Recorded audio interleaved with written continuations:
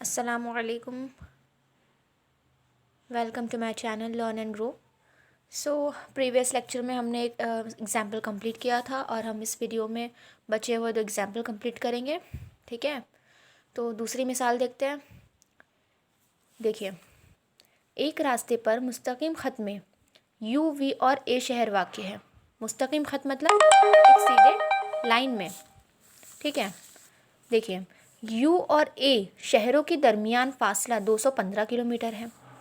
We और ए शहर के दरमियान फासला 140 किलोमीटर है और यू और ए के दरमियान फासला 75 किलोमीटर है। तो बताइए कौन सा शहर किन दो शहरों के दरमियान वाक़ है। ठीक है, देखिए सबसे पहले हम ये लिख लेंगे, हमको सबसे पहले दिया हुआ है यू और ए के दरमियान का फासला 215 किलोमीटर, तो हम इसको इस तरह लिख सकते हैं, डिस्टेंस ऑफ यू और ए।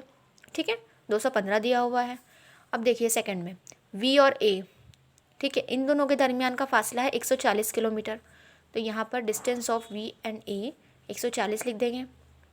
एंड थर्ड वन यू और ए के दरमियान का फासला 75 किलोमीटर है, तो यू और A distance of U and V, okay last U and V है, ठीक है ना, यहाँ पे ये यू एंड वी, इसका है 75 किलोमीटर।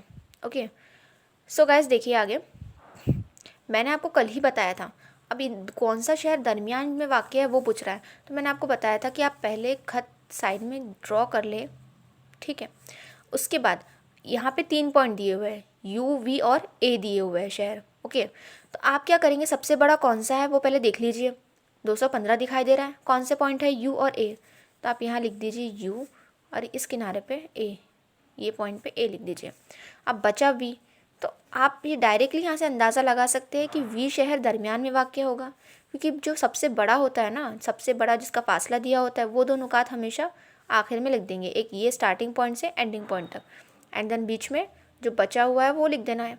ओके, इससे आप अब एक और एक अंदाज़ा आप इससे लगा सकते हैं कि बचे हुए जो दो है डिस्टेंस दिए हुए, इनकी एडिशन कर लो, इनको जमा कर लो और ये इसके इक्वल आ रहा है क्या वो देख लो, जैसे कि हमने क्वेश्चन में किया हुआ है। देखिए distance of U V plus distance of V A is equal to distance of U A. देखते हैं दोनों इक्वल आते हैं क्या, तो हमने 75 को 140 से प्लस किया तो इक्वल टू 215 आ गया। ओके, तो हम ये कह सकते हैं कि इसलिए वी शहर यू और ए के शहरों के दरमियान वाक़ है। तो देखिए काफ़ी ईजी था क्वेश्चन। नेक्स्ट क्वेश्चन देखते हैं हम। थर्ड मिसाल, एक अददी ख़त पर नुक्ता ए का मुहद्दिद 5 है। अददी ख़त मैंने कल ही बताया था आपको, नंबर लाइन। ओके, और ए का मुहद्दिद यानी ए के पास जो नंबर है, ए के नीचे ये जो 5 दिखाई दे रहा है उसका मुहद्दिद कहते हैं उसे। इसी अददी ख़त पर नुक्ता ए से 13 इकाई फासले पर वाक़ नुक्ते का मुहद्दिद मालूम कीजिए। अब 13 इकाई फासले पर, ए से 13 इकाई फासले पर कोई नुक्ता वाक़ है, ठीक है, उसका मुहद्दिद मालूम करने के लिए बोल रहा है।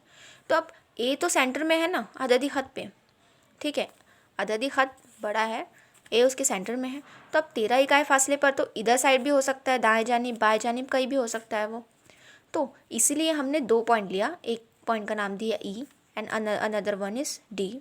ओके, तो अब 5 जमा 13, अगर ए आगे वाला, ए की आगे वाले साइड में कोई पॉइंट होगा वो, ठीक है, 13 इकाई फासले पर, तो 5 में जमा 13 करना पड़ेगा। वही ए के अगर पीछे वाले साइड में होगा तो वज़ा करना पड़ेगा, है ना।